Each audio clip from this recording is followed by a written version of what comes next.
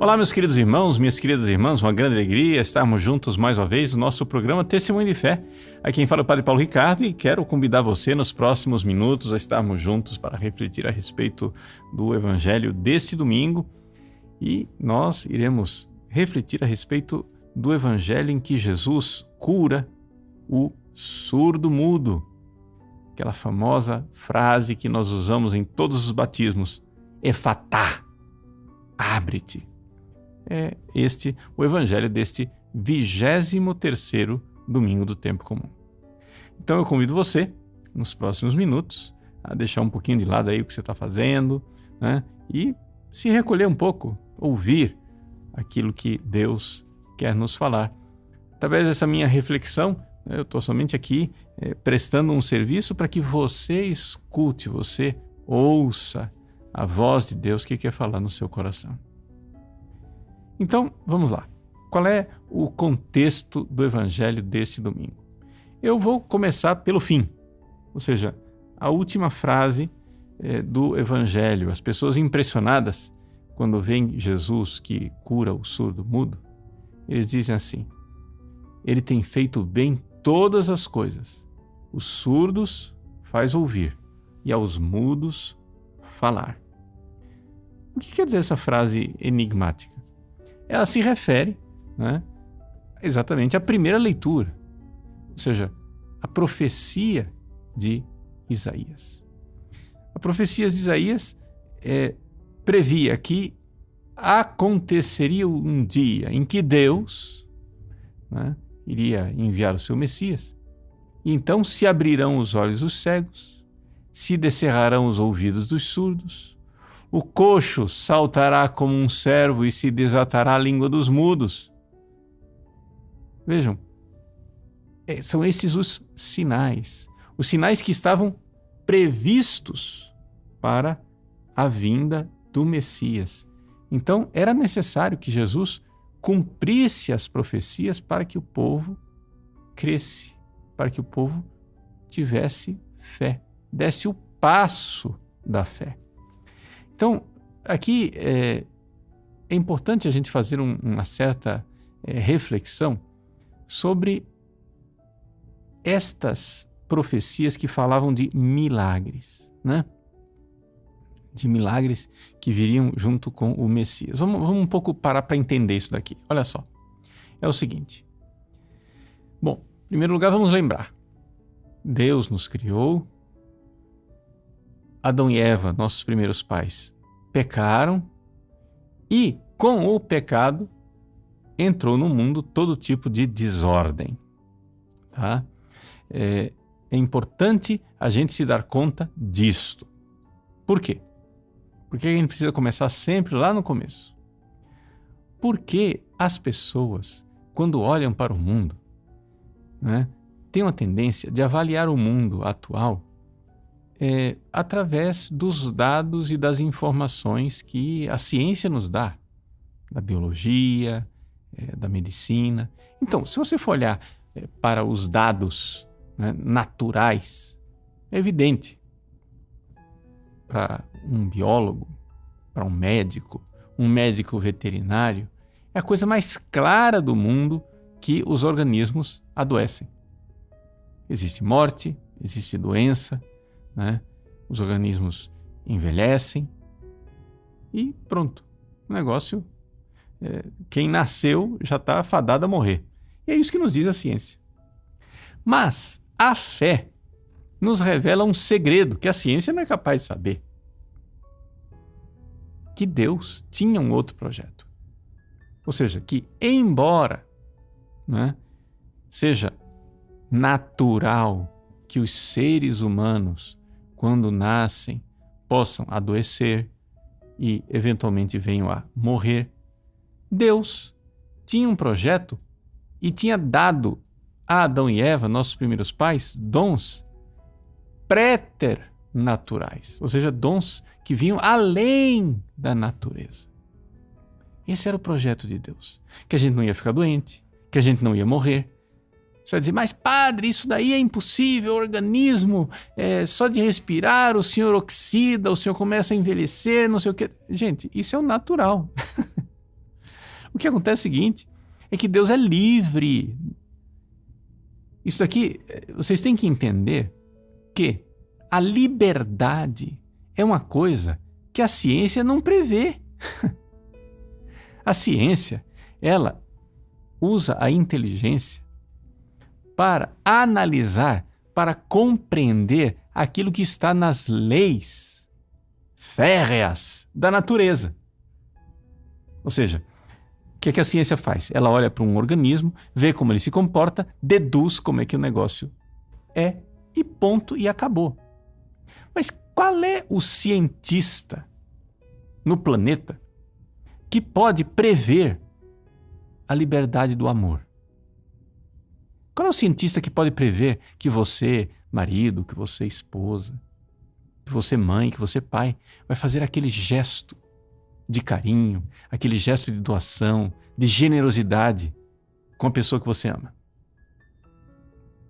Diz para mim, como que faz para prever isso? Ou seja, o amor não é previsível.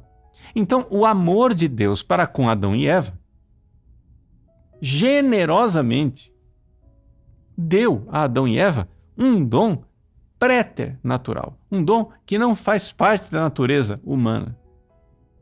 Ou seja, Adão e Eva eram, vou usar uma palavra portuguesa errada, só para fazer um pouquinho de piada, né? Adão e Eva eram imorríveis. Eles eram imorríveis. Por quê? Porque Deus deu a eles essa possibilidade. Agora, como? Por que é que Deus fez isso? Deus fez isso, Deus deu estes dons para Adão e Eva, porque Deus queria deles o amor. Porque Deus sabe, Deus quer ser amado, como nos recorda São Bernardo. Deus quer ser amado porque Ele sabe que serão felizes aqueles que o amarem. Esse era o projeto de Deus. Agora, o que aconteceu foi que Adão e Eva pecaram e entrou a desordem do egoísmo. Então, o que acontece? Deus, como qualquer pai bondoso, enxerga, se a criança não tem juízo, eu não vou dar um presente perigoso na mão deles. Né? Eu sou muito ruim desses filmes de Hollywood, né? Mas se não me, assim, vagamente eu me lembro que tem um filme que eu não assisti, só ouvi falar, de um cara lá que não dá para matar. O cara é ruim, ele vai cometendo crimes, fazendo maldades e é imorrível, né? Então imagina esse personagem, né? Onde o sujeito com o coração ruim e todo mundo, né, tentando se livrar daquele malfeitor, não dá para matar o cara. Isso é um pesadelo, isso é uma desgraça. Então assim, vejam, Deus viu que aquele dom da imortalidade que Ele tinha dado para Adão e Eva poderia cair num grande prejuízo para eles. Então Deus permitiu a doença. Deus permitiu a morte. Porque Ele é bom. Entende? Porque Ele é bom. Ou seja, é uma forma de Deus falar e abrir os nossos corações egoístas. Quantas e quantas pessoas se convertem e se voltam para Deus na hora da morte, na hora da doença. Põe a mão na consciência e diz, meu Deus, o que é que eu estou fazendo da minha vida? E se convertem. Sim, gente, Deus nos fala na desgraça. Então por isso, havia e há ainda a doença e a morte. Dito isto, tendo dito isso, Deus, que quer nos redimir, Deus quer nos dar muito mais do que Adão e Eva perderam. Deus quer nos dar o céu. Deus quer nos dar a sua felicidade, a felicidade do Pai, do Filho e do Espírito Santo. Deus, então, previu, anunciou pelos profetas que viria o seu Filho. É claro que os profetas, né, quando falaram, não disseram para o povo com clareza que viria o próprio Deus, que viria o próprio Filho de Deus, etc. O povo não estava pronto para ouvir isso.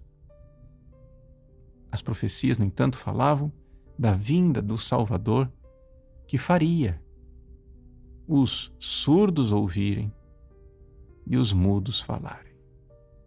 Então, aqui nós temos, né, os milagres de Cristo.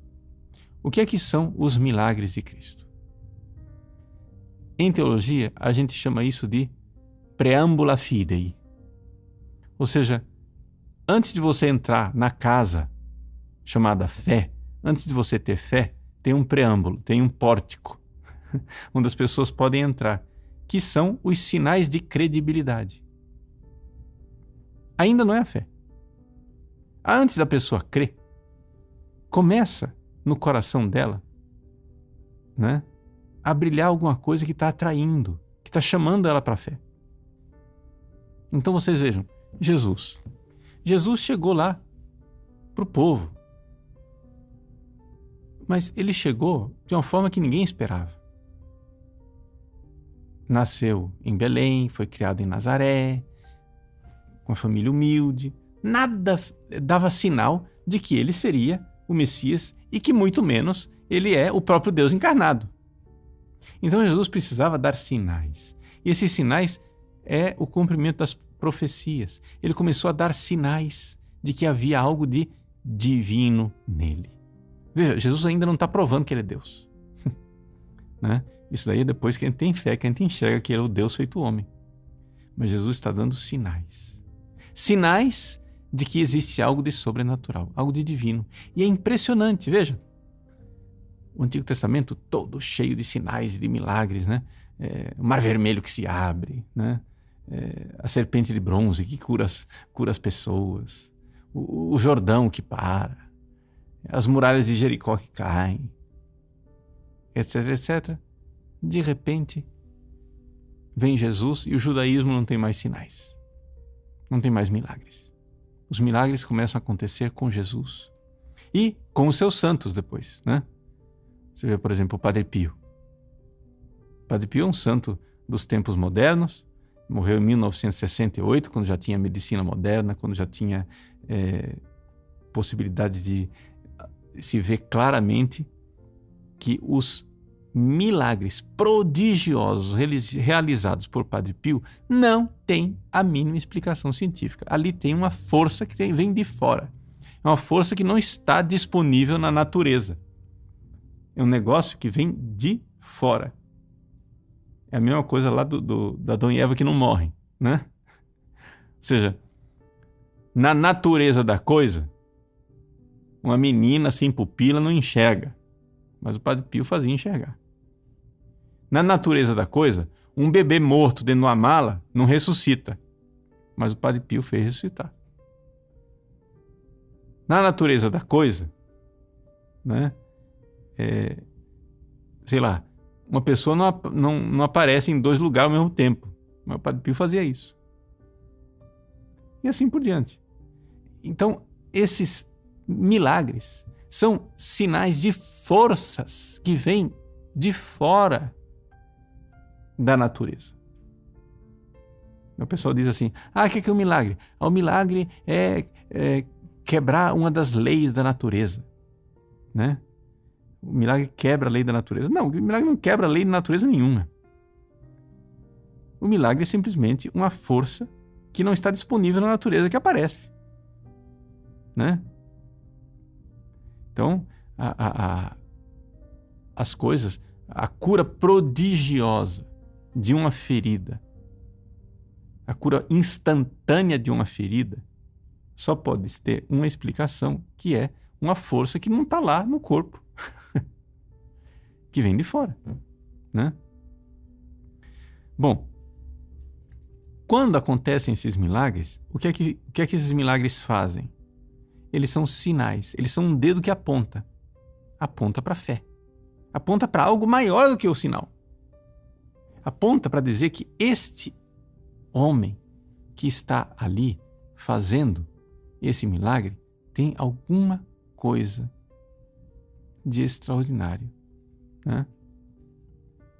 E que essa realidade extraordinária vem de Deus. Uma vez que está dito isso, uma vez que você enxerga que Jesus fazia milagres, que os santos que seguem Jesus na sua única e santa Igreja Católica fazem milagres, né? E milagres cientificamente inexplicáveis. Porque assim, pode ser que você encontre em outras igrejas alguma cura, alguma coisa, etc e tal, mas você não vai encontrar em nenhuma outra igreja milagres que, atestados cientificamente anteriormente, depois os cientistas chegam e dizem, não, isso aqui realmente não tem explicação. A Igreja Católica, ela é amiga da verdade. Vocês não veem em nenhuma outra igreja a desconfiança oficial de milagre. A Igreja Católica tem isso. A posição oficial da igreja diante de um milagre é desconfiar. É dizer, não acredito nisso. E o povo fica até meio magoado com os padres, com os bispos, né? Porque a gente tem esse ceticismo, mas é porque a igreja ama a verdade. Você pega lá, vai lá em Lourdes, no Santuário de Lourdes, tem uma comissão de médicos. Entre esses médicos, ateus, agnósticos, né? Gente que tem nada a ver com a fé católica, que estão lá e examinam as supostas curas acontecidas no Santuário de Lourdes. Então, 20, 30 casos, eles aprovam um caso. Não, isso aqui não tem explicação. Isso aqui é uma força que a natureza não tem. A igreja diz, opa, então isso daqui a gente aceita. Né? Você não vê essa atitude em nenhuma outra igreja.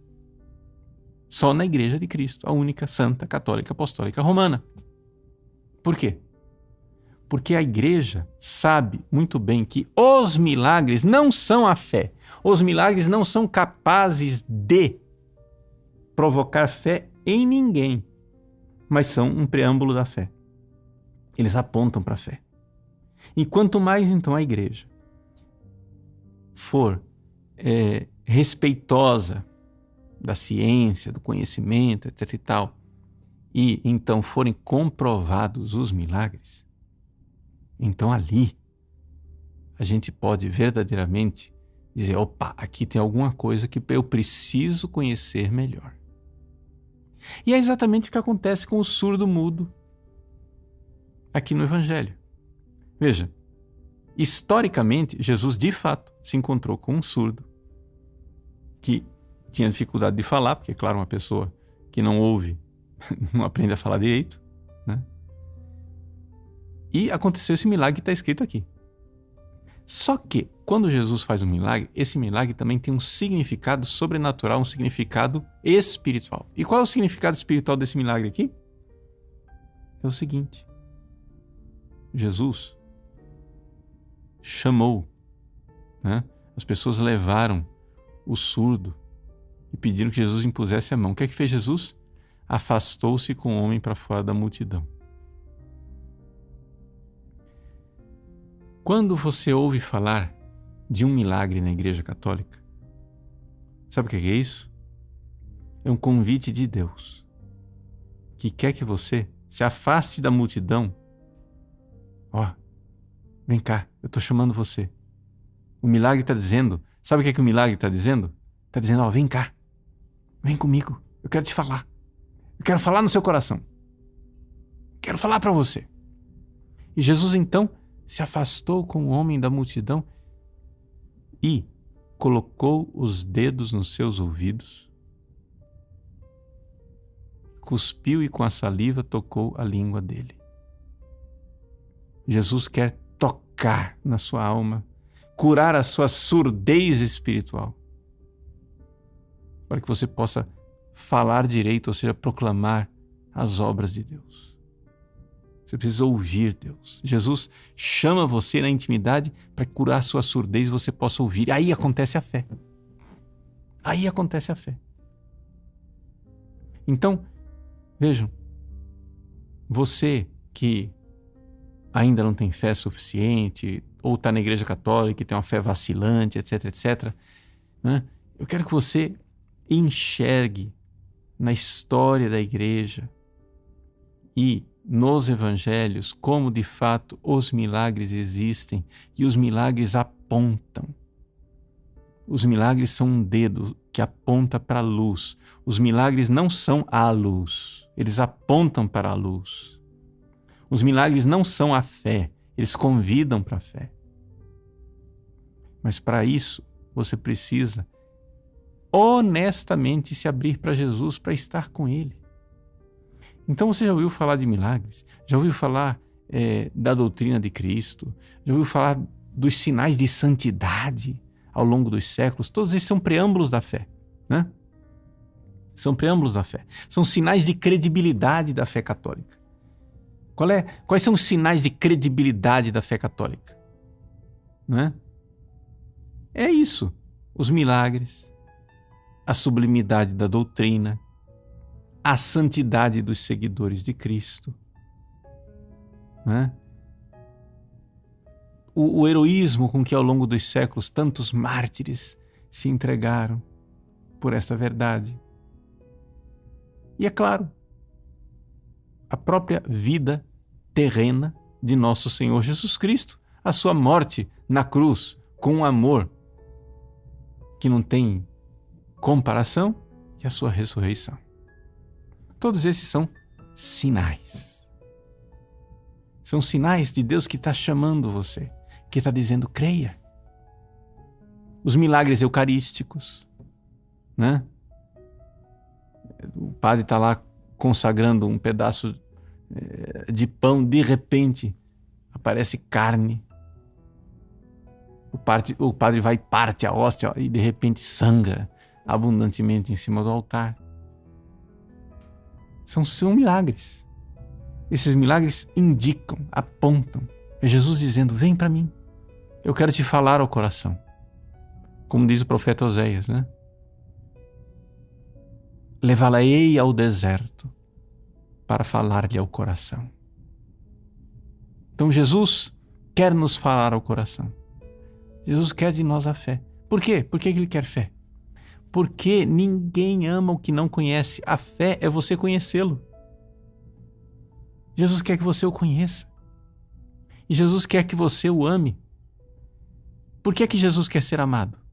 Eu já disse e repito. Porque Ele sabe que serão felizes aqueles que o amarem. Então, o que é? O que são os milagres? Vamos resumir aqui. São a história de amor.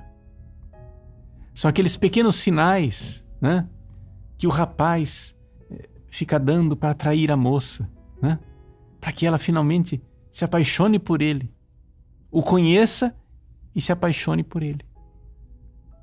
São pequenos sinais. Olha, eu estou aqui, olha para mim, ouve o que eu estou dizendo, vem cá, eu quero te conhecer melhor. Você não quer me conhecer melhor? Vamos conversar. E ele vai chamando para a intimidade, porque ele sabe que se ele for conhecido, ele será amado. Jesus também. Jesus faz sinais. São sinais de amor que vão chamando você para o contato com Ele. Então, nesse domingo, quando você for à missa, não é? Saiba disso. Saiba que Jesus está dando sinais. Olhe para a sua vida. Saiba ler a sua vida e ver os pequenos sinais, os dedos que apontam, né? Os preâmbulos da fé, o pórtico da fé, onde Jesus vai dando sinais para que você creia mais. E crendo conheça, e conhecendo ame, e amando se entregue, e se entregando você seja feliz. Que Deus abençoe você. E que você verdadeiramente, como o surdo mudo, se encontre com o Cristo que olha para o céu, suspira e diz: Efatá, abre-te para o amor, abre-te para aquele que veio te salvar. Deus abençoe você. Em nome do Pai, e do Filho e do Espírito Santo. Amém.